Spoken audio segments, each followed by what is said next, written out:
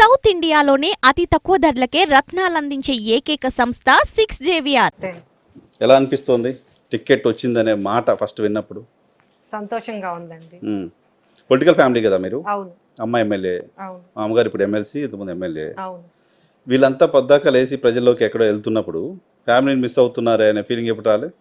చిన్నప్పుడైతే ఉండేది, కానీ అయితే నాకు వాళ్ళు ఎందుకు చేస్తున్నారు అనేది వయసు పెరిగే కొద్దీ ఏదో ఒక టైంలో నేను కూడా అట్లా అంటే పొలిటికల్ గా కాకపోయినా కానీ ప్రజాసేవ చేయాలి అనేది నాకు గట్టిగా ఉండేది. సర్వీస్ చేయాలి అనేది గట్టిగా ఉండేది.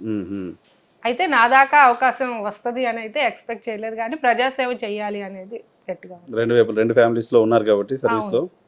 సో మిస్ అవ్వడం లేదు చిన్నప్పుడు?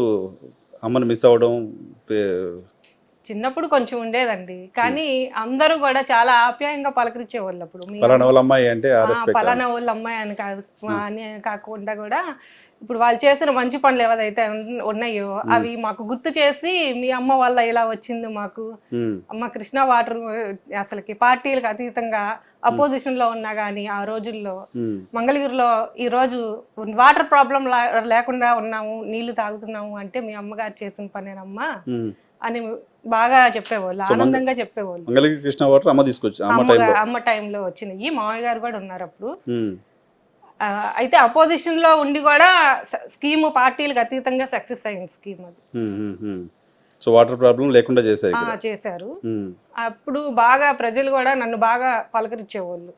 అట్లా ఒక మంచి పని చేస్తే వీళ్ళు ఇంత రెస్పాండ్ అవుతారా, ఇంత ఆప్యాయంగా చూపిస్తారా అనేది అప్పట్లో అనుకునేదాన్ని అనమాట. ఎప్పుడు ఎమ్మెల్యే అవుతానో లేకపోతే రాజకీయాల్లోకి వెళ్తానని థాట్ లేదు అప్పుడు? అనుకోలేదు.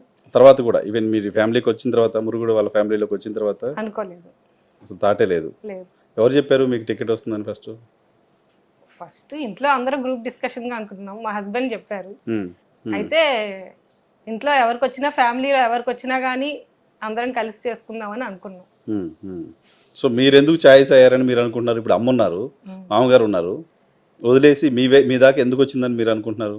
నాకు లక్ ఎక్కువ ఉంది. లక్ ఎక్కువ ఉంది అనుకుంటారు. సో లక్తో కొట్టేస్తారు ఈసారి లోకేష్ గారిని. అయితే వాళ్ళిద్దరికి, అమ్మ కంటే మామగారి కంటే మీకు ఎక్కువ లక్ ఉంది. ఎప్పుడైనా జగన్మోహన్ రెడ్డి గారిని కలిసారమ్మా? ఇంత ముందు ఎమ్మెల్యే ప్రస్తావన లేవడానికి ముందు ఎప్పుడు కలిసారా? అంతకుముందు ఎప్పుడు కలవలేదు. సో మీరు అసలు జగన్మోహన్ రెడ్డి గారికి తెలియదు పలానా వాళ్ళ అమ్మాయిని తప్ప పర్సనల్గా కలవడం ఏం లేదు ఇప్పుడు. సో ఇప్పుడు ఫైనల్గా వెళ్ళి ఇంటింటికి తిరిగి క్యాంపెయిన్ చేస్తున్నారు, ఎలక్షన్ క్యాంపెయిన్లోకి వెళ్ళిపోయారు. ఒక 1 వీక్ 10 డేస్లో మొత్తం మీ లైఫ్ స్టైల్ మారిపోయింది. సో ఏమనుకున్నారు ఫస్ట్ మీరు కంటెస్ట్ చేయాలి అని అనుకున్నప్పుడు? అయితే లాస్ట్ టైం కూడా అలానే వచ్చింది నా పేరు అనౌన్స్మెంట్ అవ్వలేదు. ఈసారి అది ఎంత మట్టుకి నిజము అనేది వచ్చిన తర్వాత, అనౌన్స్ అయిన తర్వాత చూద్దాంలే అనుకున్నాను. లాస్ట్ టైం అంటే మొన్న ఆర్కే గారిని పక్కన పెడుతున్న టైంలో. ఓకే. సో అప్పుడు వేరే పేరు వచ్చింది, మళ్ళీ మారుస్తున్నారు. సో బిలీవ్ చేయాల. అక్కడ దాకా వెళ్ళాను కాబట్టి నెక్స్ట్ స్టెప్ నేను ప్రాక్టికల్గా చూద్దాం అనుకున్నాను. సో కాన్స్టిట్యున్సీలో మీరు పోటీ చేస్తున్న వ్యక్తి అవతల లోకేష్ అనే ఆ టెన్షన్ అది ఏమనిపించలేదా? చాలా మంది ఉన్నారండి నాకు సపోర్ట్ చేసేవాళ్ళు. నాకు చాలా సంతోషంగా ఉంది, భయం ఏమీ లేదు. మన ప్రయత్నం మనం చేద్దాం, గెలుస్తాం అంతే. ఎలా అంటే ఇప్పుడు పార్టీ కార్యకర్తలు కానీ, నాయకులు కానీ, అభిమానులు కానీ, ఇంకా అందరి సలహాలు సూచనలు తీసుకుంటాను.